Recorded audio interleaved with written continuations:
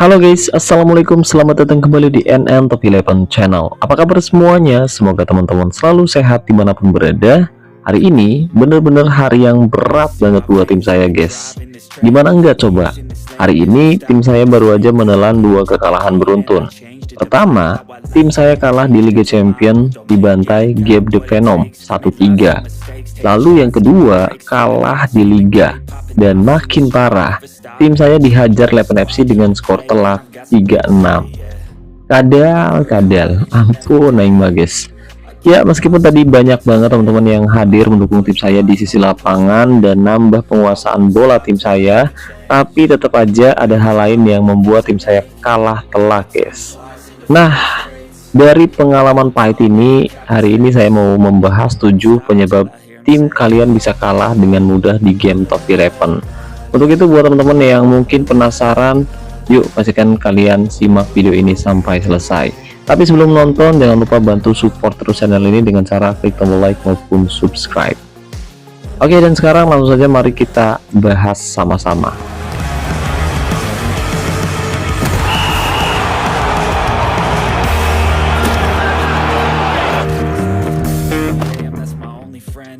Oke, jadi hal pertama yang membuat tim kita bisa kalah dengan mudah di game Top 11 yaitu males atau lupa latihan tim. Ya, ini dia biang keladi pertamanya guys. Jujur, kadang kita tuh males banget atau kadang lupa buat melatih tim kita tiap hari. Padahal latihan itu penting banget untuk meningkatkan form latihan maupun bonus ketajaman pemain. Jadi kalau bonus ketajaman tim kalian nggak naik apalagi sampai minus, ya jangan heran kalau pemain kalian sering membuang peluang atau salah oper. Udah gitu, kalau pemain kita jarang dilatih, performa mereka tuh bakal anjlok guys. Mereka bakal bermain kurang maksimal. Bener kan? Kayak gitu ya. Nah, yang kedua, faktor pemain kelelahan. Jadi pernah gak sih kalian ngerasa pemain kalian tuh tiba-tiba lemes banget di babak kedua? Nah, itu tandanya kondisi fisik mereka tuh udah menurun guys. Mereka udah kelelahan. Jadi jangan paksain pemain yang staminanya udah merah atau udah kuning untuk terus main guys. Coba istirahatkan mereka guys. Beri mereka perawatan biar fit. Beri mereka peningkat kondisi. Dan kalau misalkan kalian nggak ningkatin kondisinya, ya gitu guys, mereka bakal sering salah umpan, larinya lambat, dan biasanya bola bakal mudah banget direbut lawan atau mereka bakal mudah banget dilewatin oleh pemain lawan. Nah, yang ketiga, moral pemain menurun. Mental atau moral pemain itu penting banget guys. Kalau tim kalian sering kalah atau enggak punya motivasi, coba cek, biasanya moral pemain kalian tuh pasti turun dan tim kalian performanya pasti bakal anjlok. Nah, pemain yang moralnya rendah cenderung enggak semangat pas main, mudah panik, dan sering banget membuat kesalahan-kesalahan yang sebenarnya nggak terlalu diperlukan. Makanya jangan lupa naikin moralnya guys, atau kalian bisa juga kasih bonus menang atau kasih motivasi buat pemain biar moralnya tetap tinggi. Tapi untuk bonus menang nggak usah terlalu besar guys. Nah, faktor turunnya moral pemain biasanya yaitu karena tim kalian tuh sering banget kalah, sering seri terus, atau kadang-kadang gara-gara pemain-pemain tersebut udah lama nggak nyetak gol juga biasanya bikin moral pemain turun, nggak ngasih assist, atau kadang gara-gara gawang tim kita sering kebobolan guys. Nah, kalau itu terjadi biasanya hal ini bisa bikin pemain frustasi dan bikin moral mereka turun tiap hari. Faktor keempat, manajer jarang hadir di lapangan. Nah, ini nih yang sering banget saya lakuin karena kadang lupa dan ya saya nggak sempet hadir di sisi lapangan, jadi tim saya kadang-kadang kalah. Dan hal ini bikin saya nyesel banget guys.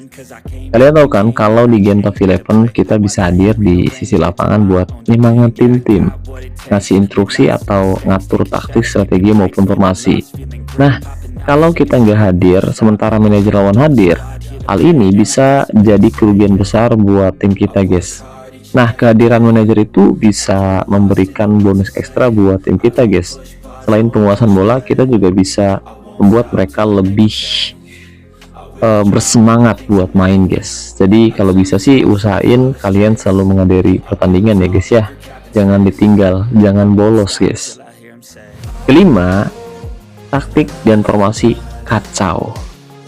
Nah, ini dia nih jantungnya permainan Top 11 guys, yaitu taktik dan formasi.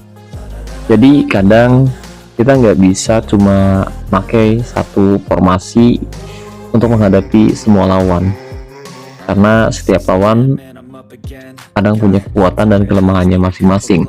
Jadi penting banget untuk kita buat riset dan sesuaikan taktik, strategi maupun formasi kita dengan tim lawan guys.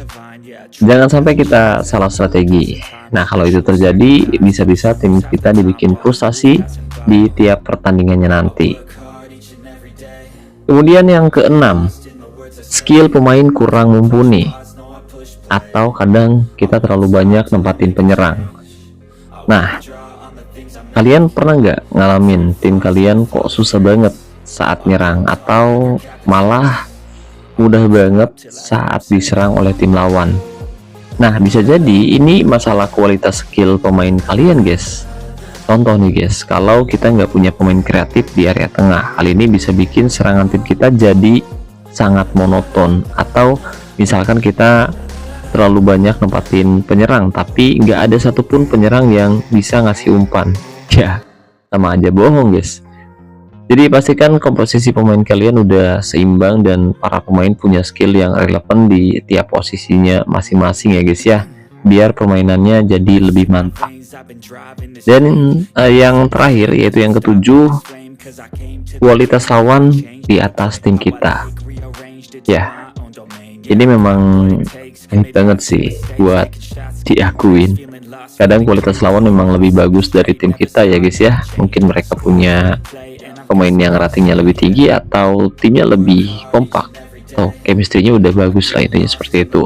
Tapi bukan berarti kita nggak bisa menang guys, karena kadang meskipun kita punya kualitas yang lebih rendah, kalau tim kita udah solid, udah bagus, chemistry-nya udah terbentuk, kadang tim kita juga bisa meraih kemenangan menghadapi tim yang lebih kuat guys. Nah, ketika kita dipertemukan dengan lawan yang lebih kuat, hal ini justru bisa menjadi tantangan tersendiri buat kita guys, biar kita makin bisa mendapatkan pengalaman yang lebih seru dan kita bisa mengetahui titik kelemahan serta kelebihan tim kita sendiri. Jadi dengan menghadapi tim yang lebih kuat, kita bisa belajar dari pertandingan tersebut biar kita bisa makin kuat lagi ketika kita bertemu mereka di pertemuan kedua nanti. Jadi dengan lawan yang punya kualitas jauh lebih tinggi, pastikan kalian jangan pernah nyerah gitu aja ya guys ya. Semangat. Oke guys, jadi itu dia 7 penyebab tim kita bisa kalah. Jadi semoga pembahasan kali ini bisa menjadi pelajaran buat kita semua ya guys ya. Oke, jadi dari semua poin ini, mana nih yang paling sering kalian alami? Atau kalian punya penyebab lain yang membuat tim kalian kalah? Yuk, coba tinggalkan komentar di bawah video ini mengenai pengalaman kalian main Top 11. Coba ceritain lagi, pernah nggak kalian ngalami kekalahan pahit seperti tim saya? Coba ceritain gimana cara kalian bikin tim kalian bangkit dari keterpurukan. Siapa tahu pengalaman kamu bisa bermanfaat untuk saya dan juga untuk teman-teman yang kebetulan membacanya. Oke guys, jadi mungkin itu saja yang bisa saya bahas kali ini. Jangan lupa like video ini kalau kalian suka, share ke teman-teman manajer Top 11 kalian, dan yang paling penting subscribe channel saya agar kalian gak ketinggalan tips-tips seputar game Top 11 kedepannya.